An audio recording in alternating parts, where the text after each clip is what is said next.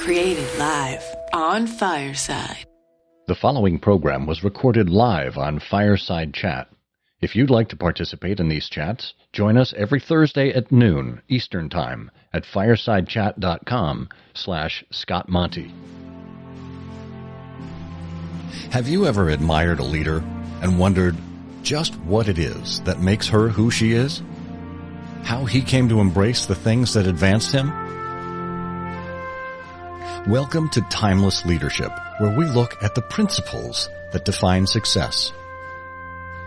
This is a show for leaders at all stages of their careers who aspire to understand what it truly means to be a leader. And who is a leader? John Adams said, "If your actions inspire others to dream more, learn more, do more, and become more, you are a leader." Together, we'll explore key principles, not only in the sense of the fundamentals, but also in the ethical sense. The habits, character traits, and virtues that form the backbone of leadership. Principles that are just as relevant and essential in the 21st century as they were in the first century. This is Timeless Leadership. Hello and welcome to Timeless Leadership, where we explore principles and virtues that accompany successful and admirable leaders. I'm Scott Monty, and if you aren't yet subscribed to the Timeless and Timely newsletter, where I regularly write about these topics, please go ahead to scottmonty.com and check it out. This week we're talking about wisdom. Now, of the many topics related to leadership, this is probably the most heady. Philosophers since Socrates' time have been postulating about epistemology. From Socrates to Plato, from Plato to Aristotle, and then on through the ages. And throughout history, people have looked to leaders as fonts of wisdom. Sometimes the accolade is warranted, and sometimes it's a false promise. So why is wisdom important? And how is wisdom different from knowledge? Can we ever make a claim to have wisdom? And how can we recognize the wisdom in others? These are some of the questions ahead of us, along with others that you might like to add along the way. To enter into a conversation with Tom Morris is like stepping back into the agora of ancient Athens. Tom has become one of the most active public philosophers in the world due to his unusual ability to bring the greatest wisdom of the past into the challenges of the present. He's the author of over 30 groundbreaking books, including If Aristotle Ran General Motors, If Harry Potter Ran General Electric, Socrates in Silicon Valley, and, most recently, Plato's Lemonade Stand, as well as over a half-dozen novels. Moreover, Tom is a legendary speaker whose electrifying talks re-engage people around their deepest values and reignite their passion for work and life, performance, leadership, success, change, commitment. These are some of the attributes that come out of Tom's talks. Imagine the wisdom of Yoda, Gandalf, and Dumbledore all rolled together and linked to the spirit and energy of the world's most winning athletic coaches. Stir in the unexpected humor of a Jerry Seinfeld or Jimmy Fallon, and now you've got an idea of what Tom's audiences experience. Tom Morris, welcome to Timeless Leadership. Hey, I'm glad to be here, Scott. I'm a first-timer here on Fireside, but I'll follow you anywhere you go. Oh, you're very kind. You're very kind, Tom. Well, we have had lots of interesting discussions here on various interview shows. I know Joe Jaffe has his regular show. You and I pop on there. We have these discussions. But for those not familiar, what is a public philosopher? It's a good question. You know, an unemployed person, most folks would think, I was a professor at Notre Dame for 15 years, and I thought I was going to be in the classroom all my life. It was a great place. I loved being there, but some business groups gave me a call and said, "Look, did the great philosophers have anything to say about ethics in everyday life?" Or another guy called a Buick dealer, and he said, we have this Midwest Regional Buick and Oldsmobile Dealers Association meeting every year, and we have motivational speakers, and they always say about the same thing, set goals, believe in yourself, you can do it. He said, did the great philosophers have anything to say about success? And I said, well, I don't know. Let me look into it. So before you know it, I was speaking to this group of Oldsmobile and Buick dealers, and they went nuts. And they told their friends, and I got other invitations. So pretty soon, before you know it, I was going all over the world, speaking to every kind of group you could imagine about the wisdom of the ages. My wife would pick me up from the airport from a speech. She would take me to Philosophy 101. I'd teach class, have lunch, teach another class. She'd take me back to the airport. It got really crazy. And so at a certain point, I said to myself, you know what? There hasn't been a public philosopher unattached to a university, just out where people are, since Ralph Waldo Emerson 150 years ago. Maybe it's time to do that. So I guess I was the first person ever to resign a position as a full professor of philosophy at a great place like Notre Dame and just set up shop as a philosopher and hope that people would find me. And that was 26 years ago now. Wow. Well, what a story. Now, this is interesting because you don't often think of businesses sitting back and saying, what we need on staff, or what we need at our next meeting? We need a philosopher here. Yeah. Yeah. Words never uttered in all of human history, right? So you do wonder. It's funny because for the first 5 or 6 years, it was all word of mouth, and people were just calling me up and, our CEOs heard about you. Could you come and give us a talk? And then speakers bureaus started calling. Our clients are asking for you. Who are you? And then I eventually became an exclusive speaker with the Washington Speakers Bureau. They would pair me with Colin Powell and with George H.W. and Barbara Bush and James Carville and Mary Madeline. And, I was the who's he amongst the who's who. And once they told me at the Washington Speakers Bureau at a big meeting, the head of marketing there said, you know what? You are the hardest speaker to sell of anybody we've ever worked with. Because as soon as we utter the word philosopher, people say, oh no, that's not going to work. She said, but you are the easiest speaker we've ever worked with to resell. And I said, what do you mean? She said, once they get a taste of what philosophy can mean for their work and their lives, they have to have more. And she said, do you realize that a company that hired you 3 years ago, they've hired you 43 more times in the past 3 years? Wow. And I said, no, I didn't realize that. So Scott, that's the wild thing. If you just ask in a business meeting, hey, do you think we need a philosopher to come by? Most people are going to say, what? But once people are exposed to what philosophy actually involves, they get really excited. So yeah, it's been an amazing experience of discovery for me to see that, maybe I won't turn out like Socrates and be poisoned by public demand. It's gone better than that so far. I always think of the immortal words of Socrates. I drank what? Right. Well, you have in me a long ago classics major, so we are somewhat kindred spirits here, Tom. I am not as adept at philosophy as you. I got just enough to be dangerous. So, but it's interesting to me to hear about how leaders respond to this notion of, we've got a philosopher available, and then how they consume it. Because philosophy, or when you're talking to them about, I'll come in and address you about ethics or about practical wisdom, or common sense even. Yeah. Everyone is probably attuned to say, well, look, I have ethics. I have wisdom. I have common sense. What do I need someone else to come in and talk to me about it for? So how do you address that? How do you overcome that natural disinclination outside of actually just getting in front of them and proving it to them by your talk? Sure.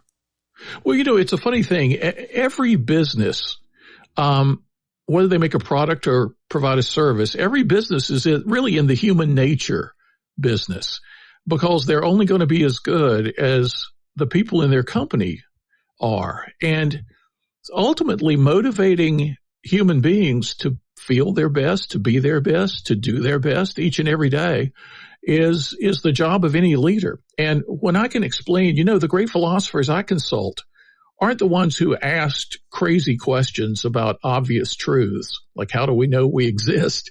The kind of thing you get in Philosophy 101 too often in universities these days. But they ask questions about what motivates people deeply to be and do their best. What is success? What is fulfillment? What is excellence?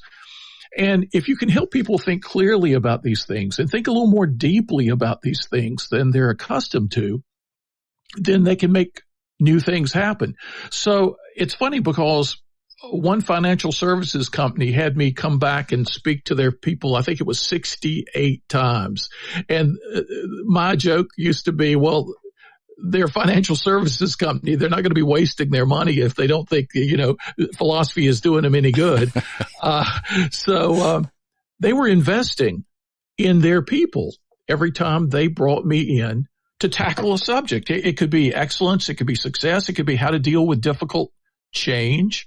It could be how to break down walls and build something new in their company, getting people to talk to each other who had never talked to each other before. It could be about partnership and collaboration. Scott, whatever I was asked to speak on, I never said, well, I'm not the guy for that. That's not my specialty. You're calling the wrong guy. Call somebody else. I would say, okay, let me look into it. So as a result, and this all started about 30 years ago, believe it or not. And as a result, I sort of rediscovered the forgotten side of philosophy, the practical side of philosophy. Because in most university settings, you get the theoretical side of philosophy, epistemology and metaphysics and logic and stuff like that. Look at the popularity of books about the Stoics right now. When I got started, nobody was writing about the Stoics. Nobody was reading about the Stoic philosophers of ancient Greece and Rome. In fact, 100 years ago, every educated person knew about the Stoics. But then 100 years had transpired where philosophy took a turn in a very technical direction, kind of in imitation of the natural sciences, very, numbered propositions on the blackboard, extremely complicated arguments for and against some position, but falling away from the topics that philosophers used to talk about, success and anger and happiness and how to deal with disappointment and how to work well with other people. In your classics major, you will have studied a lot of the early practical philosophers. And it's funny that I was thrust into kind of rediscovering all this at a time when I couldn't call up anybody and say, hey, how do I be a public philosopher? How did you do it? Because really nobody else was doing it. Wow. Well, that's a brave step to take, Tom. I mean, you talked about stepping away from the academic world and kind of going out here on your own. This is it's impressive. So, what do you attribute this recent rise of interest, particularly in Stoic philosophy, to? Mm-hmm. Well, it's interesting. The new fascination with Stoic philosophy, I think, began at about the time of the Great Recession, our financial meltdown of a few years ago, where people felt really out of control. They couldn't control their circumstances. They couldn't control what was happening in the economy. They felt a new fragility of their jobs and their lives, and they heard that maybe there were these ancient philosophers who talked about this. I mean, I wrote a book called The Stoic Art of Living that was kind of way ahead of this new trend of interest in the Stoics. And some people had read that book and said, wow, the Stoics talked all about how to turn your attention to the things you can control rather than worrying all the time about things you can't control. Maybe I should look into this. So at a time of great vulnerability in our economy and in our culture, people started discovering or rediscovering these philosophers who talked about the inner resources we need to bring to situations of outer uncertainty and what a difference this can make. Yeah, I think that's human nature, isn't it? I mean, we all look to control as much as we can. And particularly, look, over the last year where there's been so much that's been out of control, out of our own control. Right. You know, we look for these kinds of instances. And it really comes from looking within, doesn't it? It does, yeah. And to me, that's where a lot of this exploration, at least in early philosophy, began, with the exploration of wisdom. You know, where do we look for wisdom? And now we're looking for wisdom in all kinds of places. So what role does wisdom play in the art of leadership? You know, that's a great question. Because you would think that it would have always been the number one topic for leadership development, right? Because who wants a foolish leader? All right. And we all want wise leaders. And when we look around the world, it doesn't look like we have a lot, you know, so it should be a topic at the center of everyone's attention. But a lot of people, you know, wisdom is one of these words. When you hear it, you kind of think you know what it means, right? But when you really undergo some Socratic questioning, you know, what exactly is wisdom? It's hard for most people to say. You know, I would have said a long time ago, if asked, because people used to ask me, what is philosophy? And I would do the etymological thing, right? I would say, well, the word philosophy comes from two Greek root words, philo and sophia, love of, wisdom. And I would say to people, you know, an object of love is an interesting thing. When you lack it, you pursue it. When you have it, you embrace it. So that's what philosophy is. It's the pursuit and embracing of wisdom. And they would say, well, what is wisdom? And I would say, okay, a long time ago, I would say it's insight for living. And then the more I thought about it, the more I came to understand that, well, insight is kind of an intellectual thing. Maybe it's more than that. Maybe it's embodied insight for living. And by embodied, I mean, the wise person doesn't just have healthy thoughts. They have healthy emotions and attitudes. They have healthy perspectives, habits. They have healthy choices and actions. So they embody, there's this thing, insight for living, that a wise person embodies. Now, not perfectly, and the ancients had to struggle with this because the Stoics had this idea of the sage, and in Asia, Confucius had this idea of the gentleman as almost a perfect ideal. So if you had any flaw in you whatsoever, well, you weren't really a sage. You weren't really a gentleman. You didn't really embody virtue. And there was this ancient idea of the unity of the virtues. You couldn't have one unless you had all. But as soon as we think about that, I mean, I really feel drawn to that view. But I've known people who were courageous. They had that virtue, and they weren't particularly humble. They didn't seem to have that virtue. So, you know, this ideal of perfection, you either have them all or you don't have any. You're either completely courageous or not at all. No, maybe it's something it's more like a spectrum.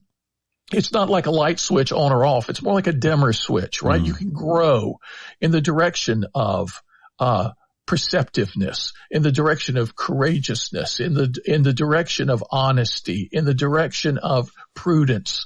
And leaders, we would think of all people, we're going to follow somebody who is not virtuous, is not wise. Certainly that should be qualification number one, right? Even before their technical expertise, before their other kinds of knowledge. So yeah, let me mention one more thing, Scott. I had a college student visit from Madrid, Spain not long ago, and he wanted to have breakfast and talk about philosophy. And so we went out to eat at a small restaurant near where I live. And his first question, as soon as he sat down, was not, how are the eggs here, or are the pancakes any good? His first question was, what is wisdom?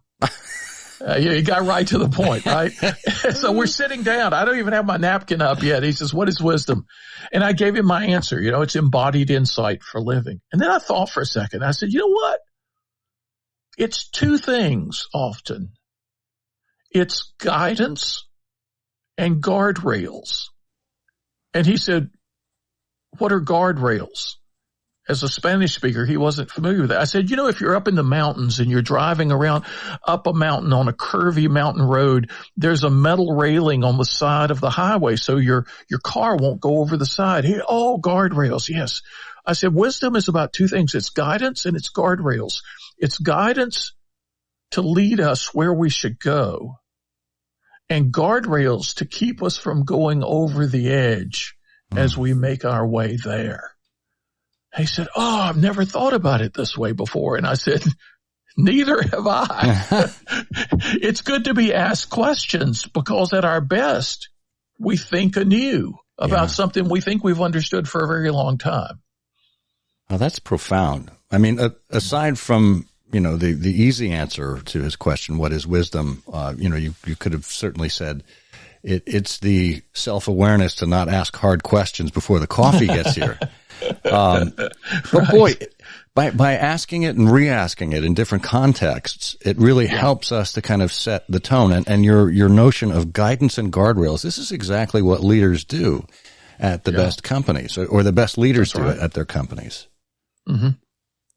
Wow. That's right. You want to inspire people forward. You want to give them a vision, a sense of purpose, a sense of mission. But you also want to help people know how not to make big mistakes along the way, how not to go wrong, and to embody both those things. It's a funny thing, Scott. I used to think of wisdom as a kind of knowledge. I mean, there are two kinds of knowledge philosophers have taught us. There's propositional knowledge. You could know all about Paris, but never have gone there. So suppose you've read 50 books about Paris, everything imaginable about Paris, France, but you've never gone. You can know a lot about Paris, but you don't really know Paris in a personal rather than a propositional sense. So philosophers talk about, knowledge by description, the knowledge about Paris, knowledge by acquaintance, the knowledge of Paris you would get only by going there and living there and walking around and doing things there. Well, wisdom in our culture, we too often think of it as knowledge by description or knowledge by propositional statements, as if you have in your head enough aphorisms and epigrams, clever sayings, you're a wise person. But, a tape recorder can give you clever sayings. A bird can be taught to speak clever sentences. So wisdom must be more of that personal knowledge by acquaintance rather than the knowledge by description. And we try to convey it by wise sayings, and we try to spark it by those sayings. But wisdom is not just those sayings. And right now in our culture, I think we have a lot of counterfeit wisdom everywhere. It's being bought and sold constantly in the self-help world, in the business world. And people think if they accumulate enough of these statements that are clever and catchy and sound right, that they're going to be wise. And it's something much deeper than that. Tom, I feel like you've just outed my newsletter. No, not yours. I've read yours. That's real wisdom. Well, it's interesting to me because wisdom it seems to me like humility. You can't claim it. It's something that's bestowed on you, that's observed about you by virtue of how you act and how you lead. And this notion that you just brought up about the processing of knowledge, because you can accumulate all of these quotes and know all of these philosophers' like the back of your hand, but it's really, it's how you process the information and then apply it to your current situation. And that's what a good leader does. It kind of takes stock of the world around her and says, okay, well, these are the things I know. And this is the situation in which we find ourselves. And here's the best way to combine those two and help my people out. Yeah. Absolutely right. You know, the pursuit of wisdom is a lifelong thing. I remember reading a quote long ago. Someone said about someone else, he's a very wise man who lives like a fool. And I thought, that's ironically funny, but it couldn't literally be true. And that's when I came to understand that wisdom is about embodiment. Wisdom is about how we live, not just what we know. If it is knowledge, like you said a minute ago, Scott, it's not the kind of thing you have so much as it's the kind of thing you are. And we don't, you know, I would describe myself to anybody as a college graduate. I would describe myself, if asked, as having a Ph.D. But if somebody said to me, are you wise? I kind of understand why the Stoics had this concept of the sage, and they didn't think they qualified themselves, right? Because if you're wise at all, you have enough humility not to claim to be so. And so that's kind of an irony for the workplace, right? Like, I'm going to come out and I'm going to sell wisdom to General Motors or the Ford Motor Company. Yeah, come to me. I'm wise, and I'll help you be that as well. It's not that kind of a fungible possession, right? I can't just give it to somebody else for a fee. So when people have hired me to speak, I've always said, look, I'm going to bring you the wisdom of the ages. I'm not going to bring you my wisdom because it's still a work in process. But I'm going to bring you the wisdom of the ages as filtered through what I know and what I see around me in the world and what I see the need to be. And I've always wished, and I've said this in some of my talks around the world, I've given over 1,200 philosophy presentations, and I've often said I wish I could have a gigantic banner all the way across the stage behind me that says in huge letters, I could be wrong. Because this is just my effort, just like Socrates, just like Plato, just like Aristotle. They were making it up as they went along, trying their best. But Emerson once pointed out, we treat them as if they are infallible oracles. No, they're just very smart people who can help us grapple with these issues that matter so deeply ourselves. And the more leaders who will try to grapple with wisdom, and not just CEOs, not just, you know, the chairman or the founder, but everybody in leadership positions. I think it would be a vaccination against so many mistakes that we see made in the business world, in the political world right now. If people could just consult the wisdom of the ages.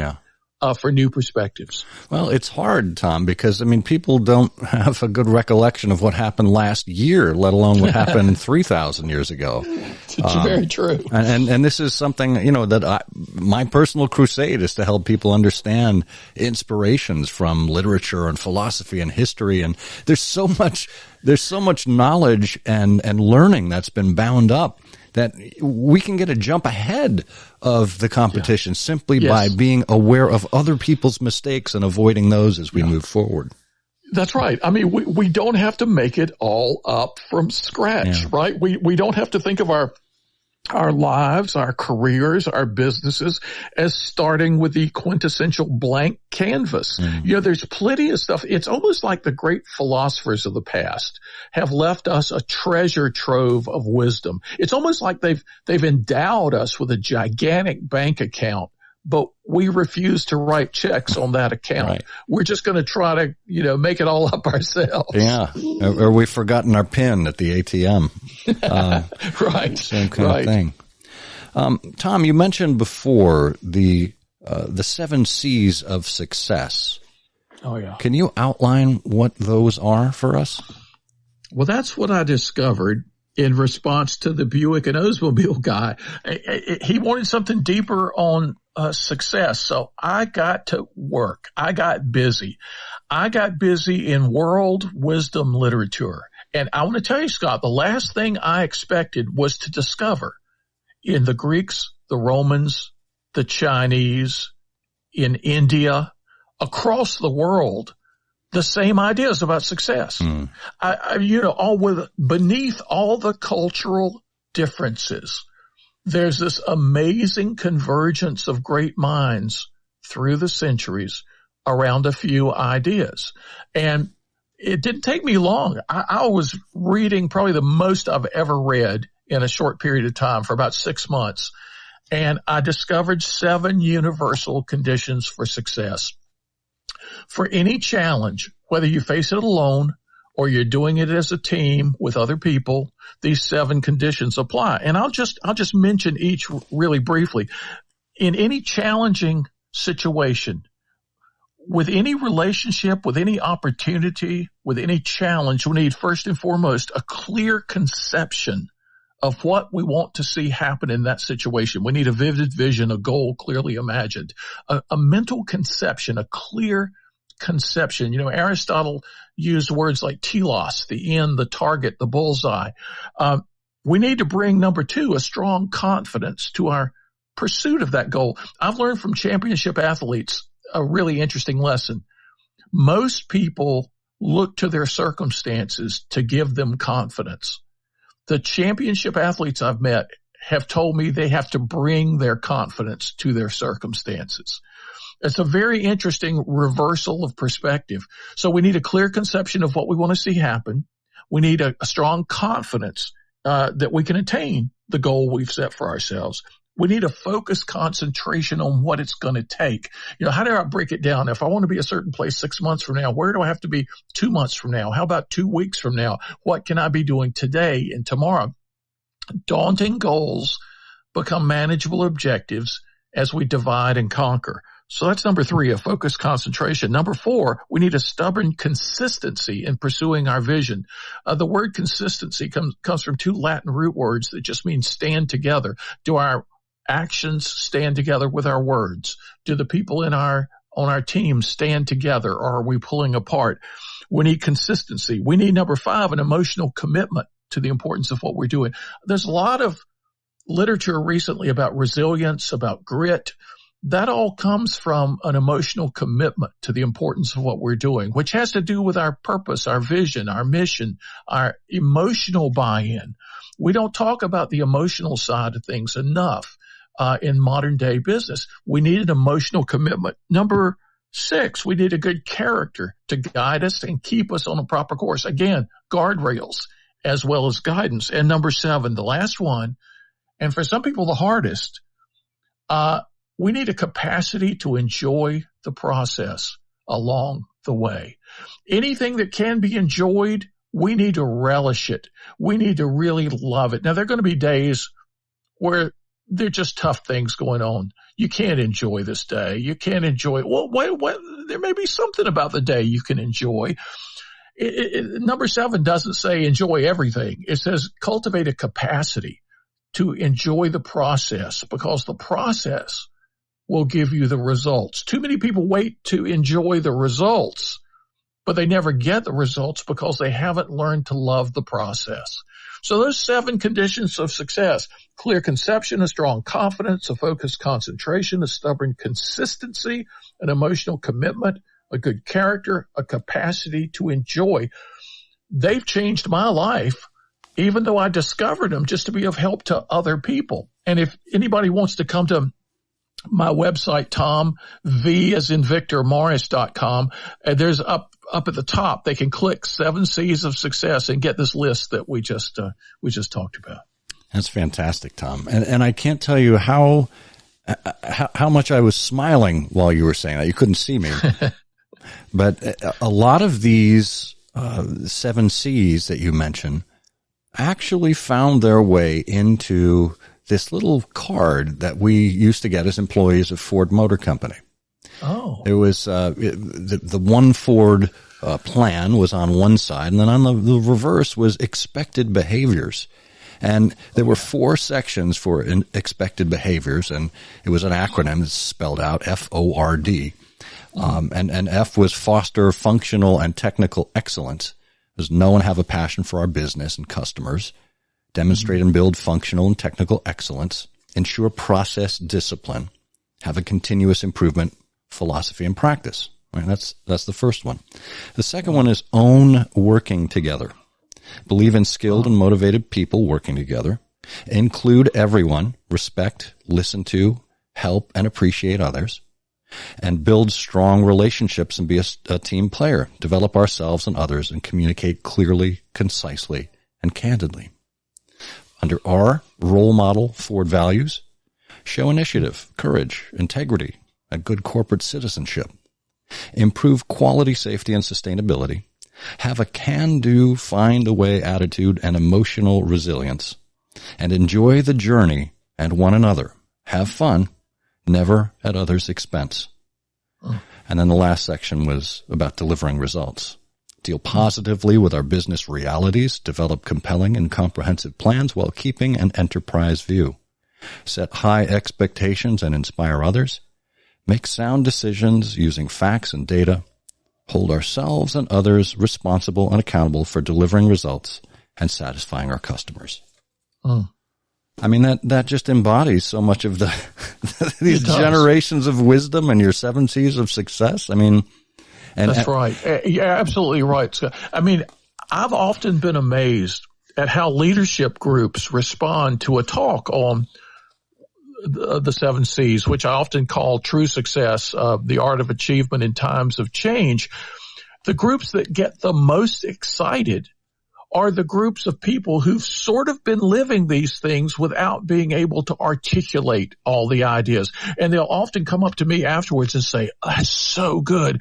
You know, I've been intuitively living those things my whole life, but I didn't know how to put them into words to teach my direct reports and their direct reports these same things, because not everybody is equally naturally good at this, but we can all become good if we understand the concepts, if we understand the ideas. Well, you know, that's fascinating to me because it's somewhat by intuition, you know, just by good judgment and having emulated the examples that you've seen in others. So to me, when you're conveying wisdom to others, you're not sitting down and saying, well, let me share some wisdom. Let me drop some wisdom on you right now. The best leaders simply lead by virtue of their character and of their own personal sense of morality and ethics and the ability to know what to do and when. Yeah. And in fact, some of the ancient philosophers, especially the Stoics, used to talk about the importance of having a mentor in your own head, sort of your ideal mentor. If there's somebody who's had a great effect on you in your life, somebody you consider to be wise or virtuous, a good person, you know, ask yourself, what would that person do in this situation? Or would I be proud of explaining to that person what I'm choosing to do here? And some of the best leaders act as that kind of role model for the people around them. And some of the worst leaders, well, we see how, you know, they can be Pied Pipers in a very different direction and lead everybody in the direction of the self-destruction of the business and sometimes pulling a lot of the economy down around it. But yeah, the leadership position is so important that it's no surprise that philosophers through history have wanted to work with leaders. Plutarch was once asked, why do you talk so much to people in leadership positions? And I love his answer. He said, well, look, imagine I could spend the same amount of time either digging a well for my family to have water or else building an aqueduct for all the families around us to have water along with us. Which am I going to do? I'm going to build the aqueduct. He says, when I'm working with leaders, I'm spreading wisdom to not just that person, but to everyone they will lead. That's profound.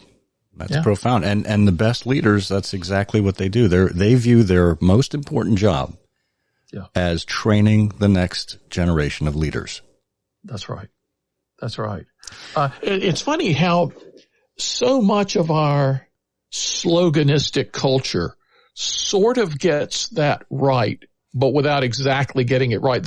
Earlier today, I was taking my dogs for a walk, and I was thinking about the fact that I had seen on social media somewhere a statement to the effect, leaders don't cultivate followers, they cultivate other leaders.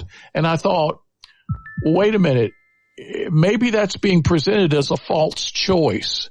Don't they have to first cultivate followers in order to grow those followers into fellow leaders? So it's not an either or, right? It's a both and. Yeah. But we have these little slogans that are catchy sayings. And if we really absorb the catchy slogans, we can get part of the formula wrong. Yes, leaders cultivate other leaders, but it's not that they don't cultivate followers. It's that they have to have followers and cultivate these followers to be fertile soil, to be open, to be eager in order to become leaders themselves.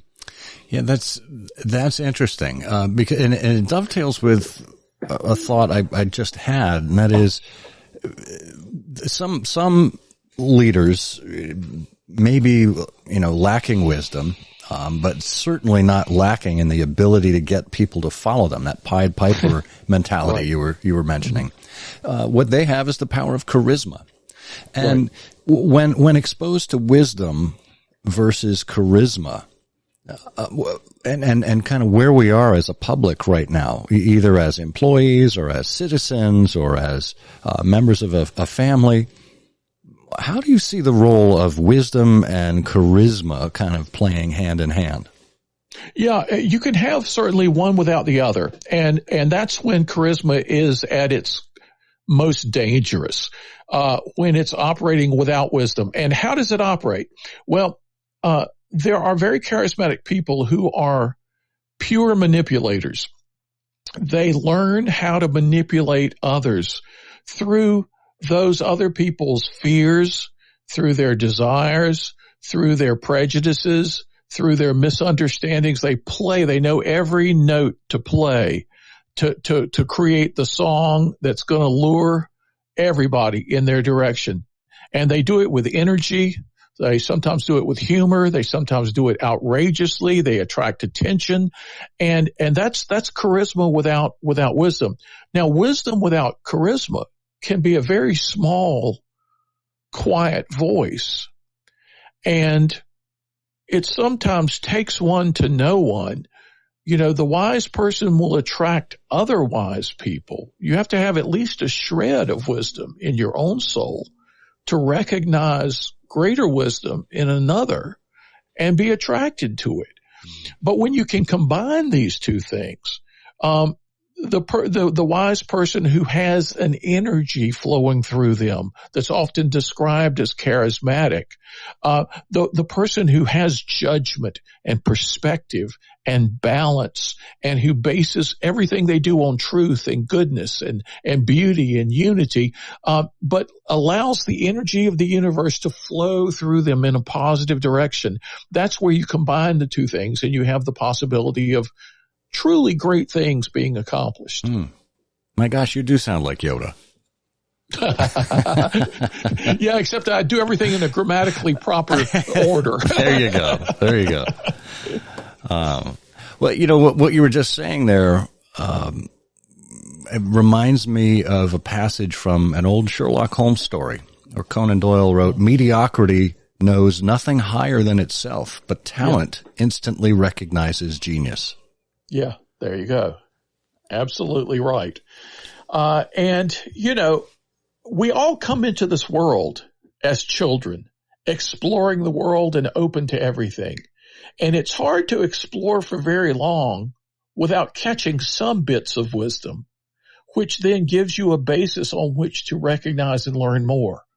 So it's not as if anybody's hopeless, utterly hopeless. Where there's life, there's hope. But people fall for fake wisdom, what I often call counterfeit wisdom and faux virtue. It's like counterfeit money. It has to look a lot like the real thing to fool anybody.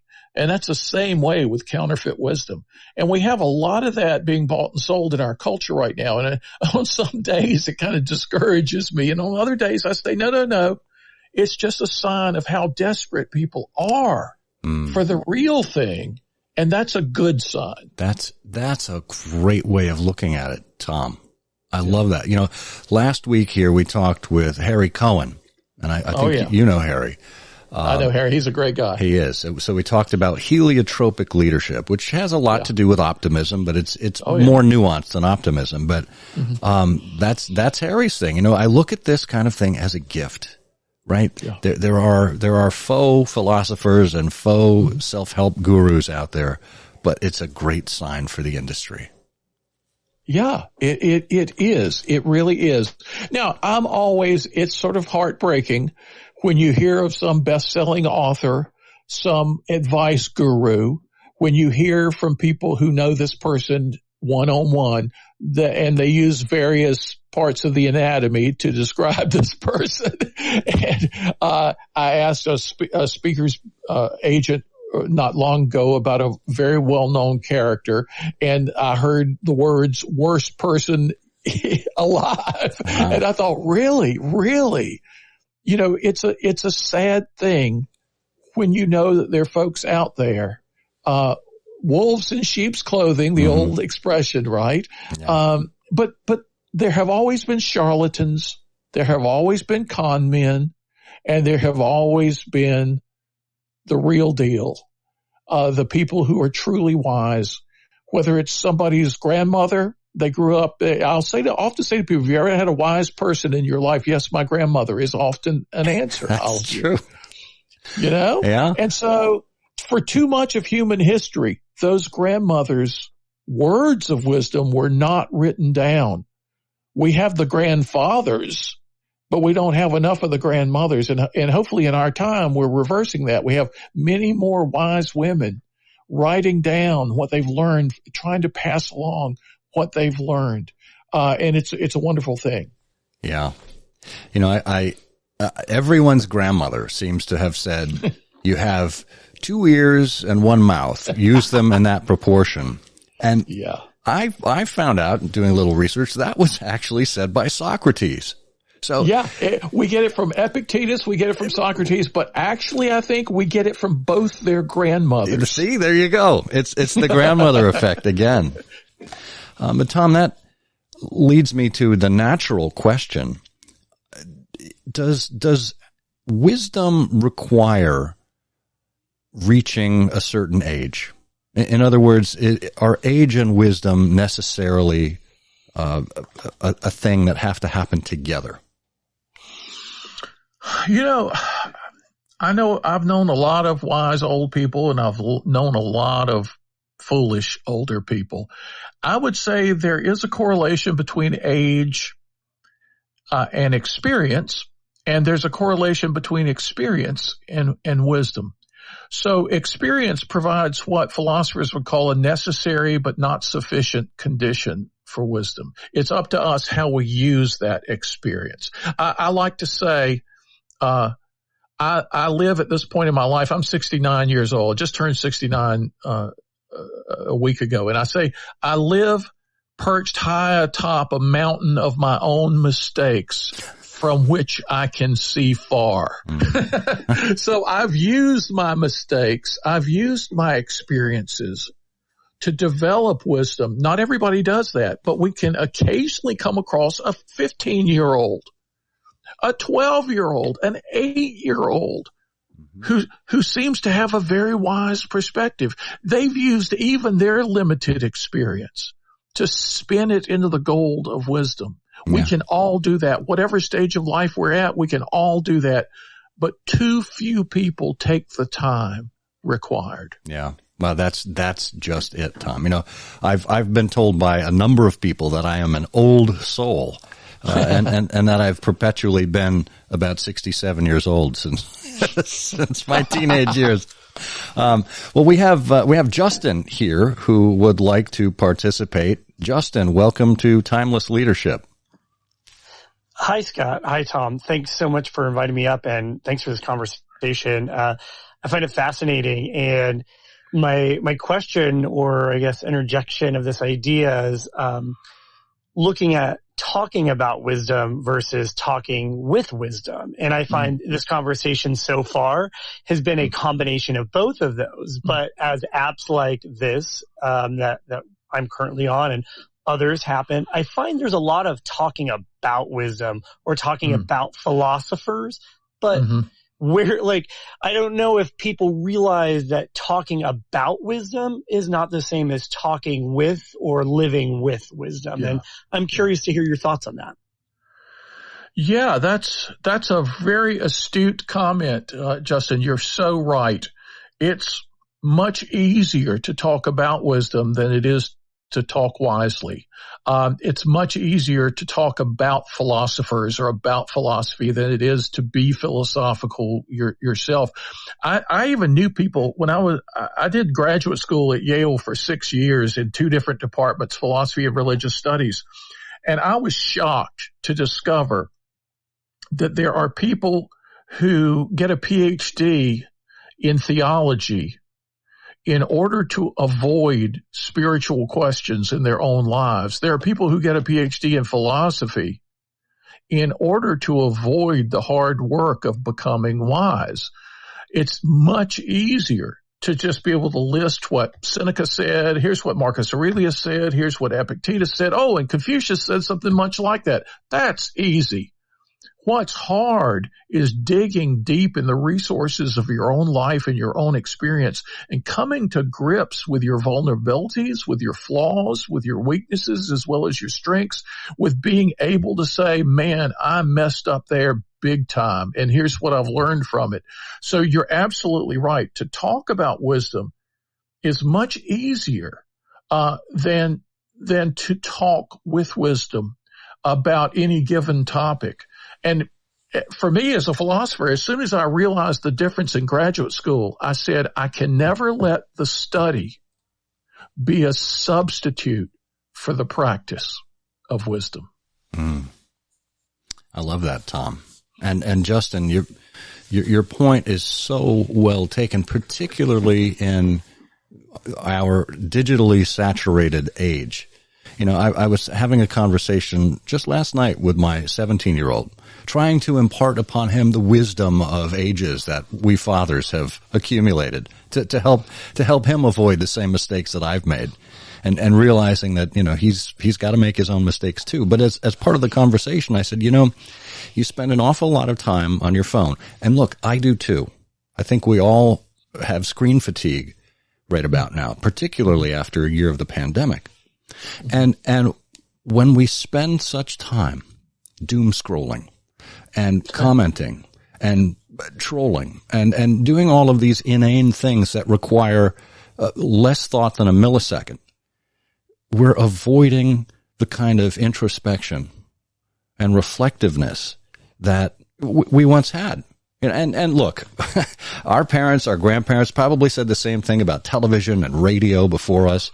You can guarantee that back in Gutenberg's time, people were saying that about books.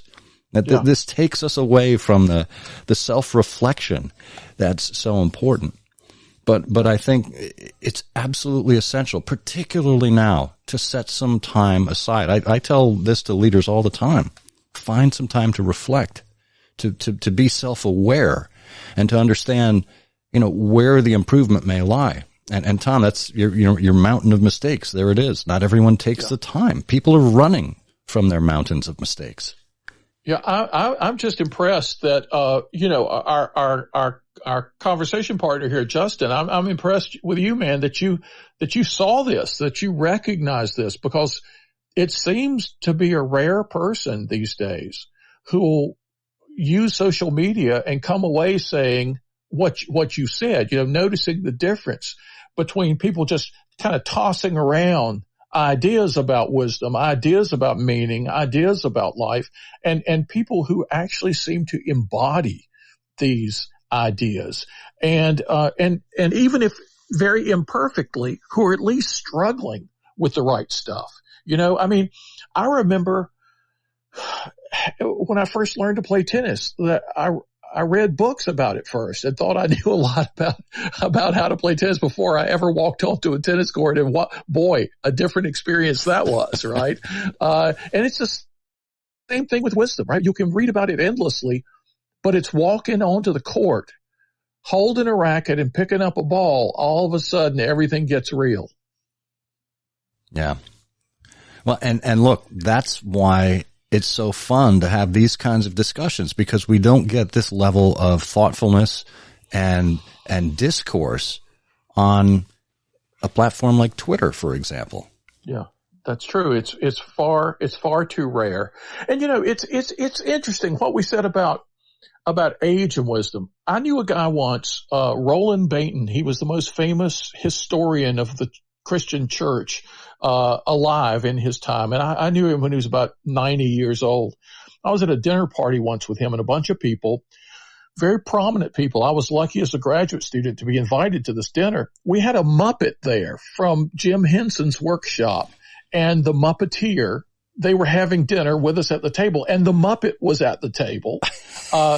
And Roland Bainton was having the funniest conversation I ever heard with the Muppet. So here's this 90-year-old scholar, and he and the Muppet are just going on and on about stuff, and it was hilariously funny. I was reminded of a podcast I heard the other day, a professor at University of California, Berkeley, who says that children explore, we exploit. We need to learn to explore once more. The adult mindset, we need to get back that beginner's mind that the Zen folks talk about and live that anew. And then no matter how old we are, we can learn. Well, that is so true, because you think about how a child approaches life. They're always asking why. Yeah. And that's a wonderful management technique, is if you can get through, 3 to 4 to 5 levels of why, you can really drill down to help someone understand, well, why they've dug in on this particular thing, or why they're pursuing a particular project, or why they even chose to be part of your company. It's a great exercise. Now, Tom, I've got to ask this question, because I have to imagine everyone listening here is thinking the same thing. At that dinner, which Muppet was it? It was the one who never made it onto TV. That's why he was hanging out with philosophers and theologians. That's great. He was like a Captain America or something. I'd never seen him before, but he was hilariously funny, and they were actually talking ideas, and everybody else was saying, I can't believe Roland Bainton is talking to a hand puppet, Well, in some cases it might have been a more elucidating conversation than with some corporate titans. So yes, absolutely. Maybe I should bring a Muppet with me to my next corporate dinner, right? There you go. Justin, anything else before we let you go? Yes. As you were talking about the beginner's mindset, and I think as Tom, you mentioned that quote about exploring, and I find exploration incredibly valuable. And lately I've been thinking about the Dunning-Kruger effect. And for those that aren't aware, basically looking at our level of confidence in something as compared to our level of experience with something. And immediately we, shoot up with a ton of confidence in the beginning, and we're like, yes, we know everything. And then as we get a little bit more knowledge, we kind of fall back down and like, oh, maybe I don't know everything. And then eventually dipping all the way back down until like I know nothing, before coming back up to, okay, well, I'm gaining more confidence as I get more experience, and it kind of balances out. I think the issue is the beginner's mindset. We go, yes, I know everything. But then the reason we stop exploring, or at least for myself, I used to do this, is because that despair comes in, that, man, I didn't realize what I didn't know. And we don't like that feeling. So we stop going further. And I think becoming comfortable with that and recognizing that as you feel despair, as you aren't confident in something, pushing through that, because that's part of you gaining knowledge, feeling that despair. Just as you were talking about that exploration, that kind of came up within me. That's a great insight, Justin. I mean, the hills and valleys of progression, with every skilled behavior, There are going to be plateaus. There are going to be times where you think you're falling backward. There's not always going to be that positive incremental growth higher and higher and higher. You know, one of the other pieces of advice in our day that you hear a lot of people say, especially in leadership connections, is they say, get outside your comfort zone. You've got to learn to get outside your comfort zone. It's important to get outside your comfort zone. And usually we're being told that by people standing on a stage right in the middle of their own comfort zone as public speakers. Well, the real truth is, and this is something you alluded to, we need to learn to take our comfort zone with us wherever we go, no matter what the new challenge or new adventure is. If you're going through that stage of being discouraged, bring your comfort zone with you. Know that that's normal at various stages along the way. Be like the great performers in any skilled activity. Don't depend on your circumstances. Bring the confidence, bring the comfort with you to those circumstances, and then you can progress. That is so great, Tom. It's really about self-confidence and believing in yourself. And it sounds trite and like pablum, but it's fundamentally true. And I did a book back in, go ahead. No, go ahead. Go ahead. I did a book in 1997 called If Aristotle Ran General Motors, and the book ends with what I call the two great keys to leadership greatness: humility and nobility in balance. A noble sense of what we're doing, the importance of it, the greatness of it, but a humble openness to getting it wrong sometimes, to needing other people to help us get it right, to needing the voices of others in every possible way. This one without the other is not a recipe for success. And nobility without humility is arrogance. Humility without nobility is impotence. Who am I to do this? But both together can be magical. Tom, this is wonderful. It hits on our interview from 2 weeks ago with Marilyn Gist, who talked about leader humility and this notion of the absence of arrogance, or certainly the balance. And one thing that she brought out with respect to leader humility was recognizing the dignity of others. And, it's not just a kind of, deplatforming yourself or, taking yourself off of the pedestal, but it's also recognizing that there are others out there who are just as valid in their viewpoints as you are. That's right. They had grandmothers too. There you go. There you go. Well, Justin, thank you for joining us here on the stage. Great questions, great insight. And I should note one other thing too, and that is, Justin mentioned the Dunning-Kruger effect. And I just want to remind people that the first rule of Dunning-Kruger Club is you don't know you're in Dunning-Kruger Club. I like that. That's good. So true. So true. And it's, from Lake Wobegon where, everybody's above average to all the psychological experiments where actually people, almost everybody thinks they're an above average driver. And it just kind of, it's a pervasive thing. You want people to be confident, but you don't want people to be deluded, right? Big difference. That's right. That's right. It reminds me of George Carlin, wonderful political philosopher that he was.